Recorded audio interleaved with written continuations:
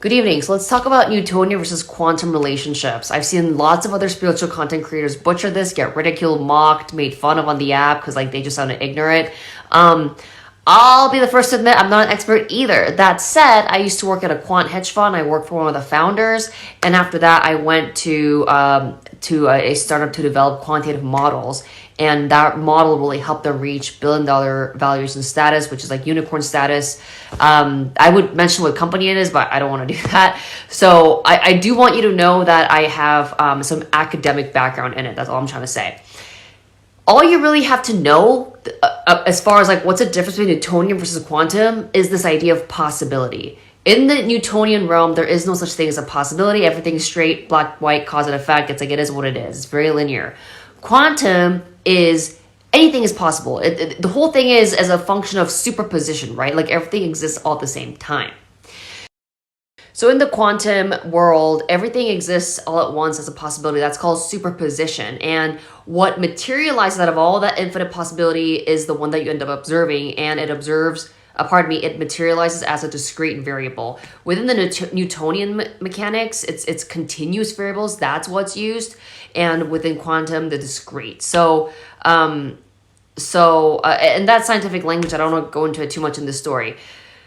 But where other spiritual content creators fuck up is that they emphasize so much on, they understand this observer effect, right? They probably read about it, heard about it. So they'll say focus on the positive, focus on the person, it will manifest, it will materialize. From all the quantum superposition realm, whatever you focus on will materialize as a manifestation. And that's an oversimplification, because the problem with superposition, once again, is that everything, literally everything exists all at once. Meaning, what this means is all your strengths, weaknesses, feelings, thoughts, beliefs, hopes, life experiences, all of it exists it exists in the form of discrete variables, and all of it made up creates different versions of you, aka superposition. But if you don't know the different aspects of yourself, you can't choose the discrete variable that you want to bring into the 3D. Let me repeat that. All different versions and possibilities of you exist, but the one that you'll be able to observe and bring down is what you know. Meaning, not only what you know, but what has the most amount of magnitude and volume and momentum energetically. So an amplitude, I think in scientific term, they actually call it amplitude. So in other words, you can manifest all it is you want, but if your subconscious forces are really, really strong, that's what's going to materialize, because that's what you're subconsciously observing.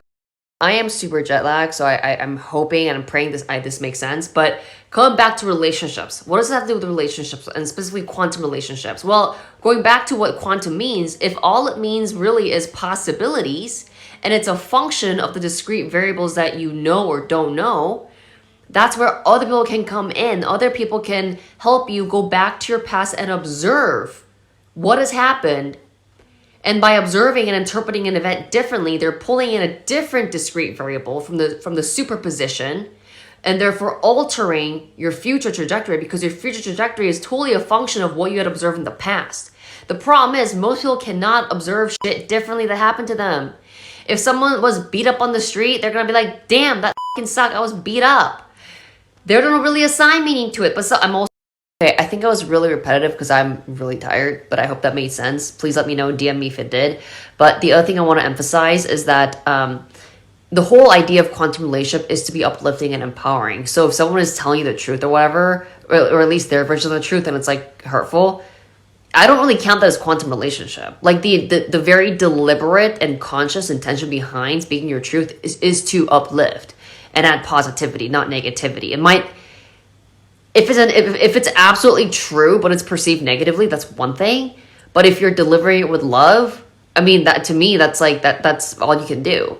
So yeah, let me know how this helped. And also, this is also the reason why you got to keep working on yourself, so that you can keep uncovering your discrete variables, so that you can observe what it is you actually wish to observe, and consciously not observe stuff you don't want. Hope that made sense. And if